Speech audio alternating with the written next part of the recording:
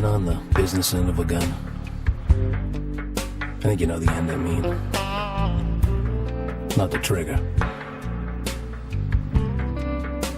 The end where the bullets come out. I was on the end of that gun one time. And it's a really funky, surreal, you can't believe it's happening kind of feeling. Because you look down that cold, steely barrel and you know it's at the other end, and it ain't good.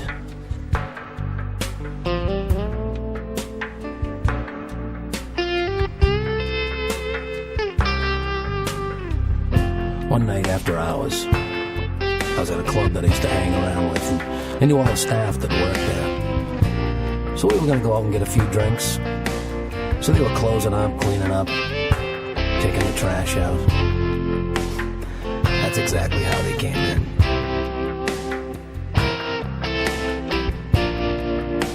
The cops said it was a typical modus operandi.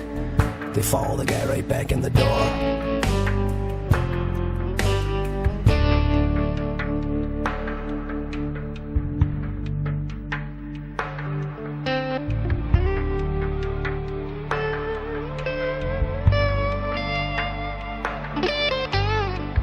I was on the main showroom.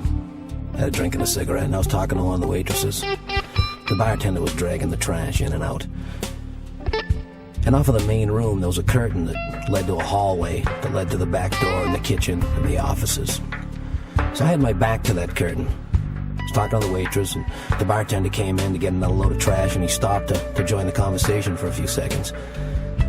And as I was talking to him, all of a sudden they both looked over my left shoulder, and, you know, their faces were like, somebody's coming. And I thought it was somebody that I knew was going to come up behind me and do some, like, you know, goofy, stupid little joke. So I turned to look, and I got about halfway in my turn, and about 10 inches from my face was a sawed-off shotgun. And holding the sawed-off shotgun was a guy in a ski mask, a big baggy coat, a backpack, gloves. He was completely covered. I didn't even focus on the guy, because when you have a gun pointed at you, I'm here to tell you, you focus in on the gun. I mean, I looked right at the barrel, and I remember the thought going through my head of, what a crappy job whoever sawed that sawed-off shotgun did.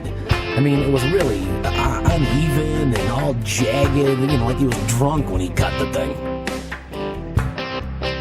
So he put his finger up to his nose and he said, all right, everybody shut up. Is there anybody else up front with you here? And we said, no. He said, all right, everybody down the back. So the waitress and the bartender moved down through the curtain, and I was the last one with the guy pointing the gun at my head. And I was thinking, look, just watch where you're going, all right? Because you have the gun still pointed at my head, so I don't want you to trip over your big shoes and blow my head off because you're a goon. So we go through the curtain, and as soon as we get through the curtain, there's another guy dressed the same way, pointing a 9mm at my head. So now I have a sawed-off shotgun on one side of my head and a 9mm at the other side of my head. I looked beyond the guy and the other 4 people that were there. The manager, 2 of the waitresses, and the bartender already face down on the kitchen floor. So they take me in and make me lay down on the kitchen floor. Now one of the guys takes the manager into the office, and you can hear him from out there. And we're laying face down on the floor, and you can hear them arguing because the guy is like, open the safe. And the other guy's like, I can't, I don't have the combination. Open the safe, I can't, open the safe, I can't. So you hear a couple of cracks, he's in there smacking them around. And obviously he must have believed that he couldn't open the safe by himself. Now the other guy is walking up and down our legs with the sawed-off shotgun, making sure none of us do anything screwy. So he brings the manager back out and lays him on the floor. Then he tells everybody to put their arms behind their back. And now's when I really started to, like, panic and get scared inside. Because this is when you hear about, you know, people they find tied up and they shoot them anyway.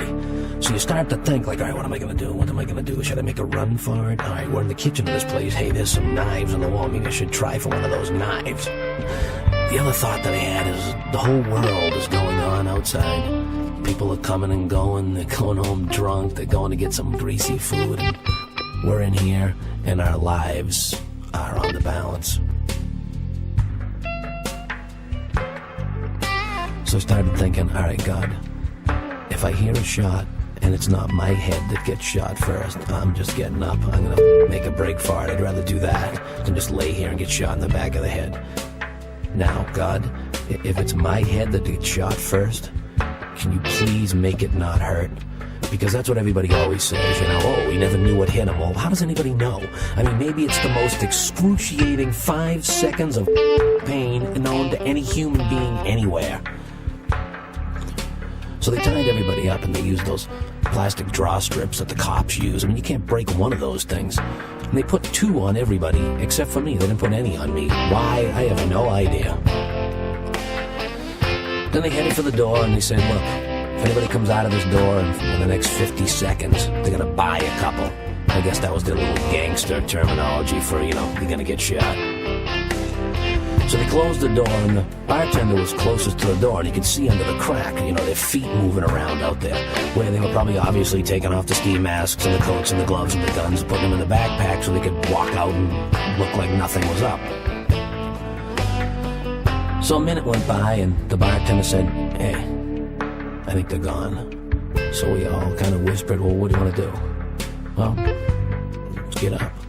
So since I wasn't tied up, I helped everybody up, got a big kitchen knife and cut the plastic strips off, which were We called the cops. Cops came, separated all of us, get all our stories straight, just in case it was some kind of inside job, Meanwhile, the manager called the owner of the place who was up at his cabin in the mountains and told him what had happened. So he spoke to everybody one at a time, and I was the last one being interrogated, I guess you would call it. Questioned. So I got on the phone with him, and he said, hey man, I'm really sorry. If there's anything I can do. And I said, well, there is, because as soon as I hang up, we are going to get so drunk on your booze. And he laughed and he said, help yourself. And that's what we did. We took a case of Corona, a bottle of Jack, a bottle of Stoli. We stopped at a 7-Eleven, we got 7 packs of cigarettes. And we went to one of the waitress's house. And for the next 5 hours, all we did was drink ourselves into oblivion, smoke like we wanted to die of cancer, and talk about what had happened. Everybody going, oh man, you know what I was thinking then? And, oh, I can't believe I was thinking that. Oh, I was thinking that too. And it was really cathartic, because I went home and the next day woke up and did laundry and didn't really think a lot about it.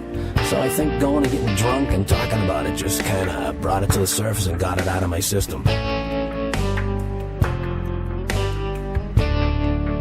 But the one thing that I took away from that experience and I want to pass on is do whatever you want to do, man.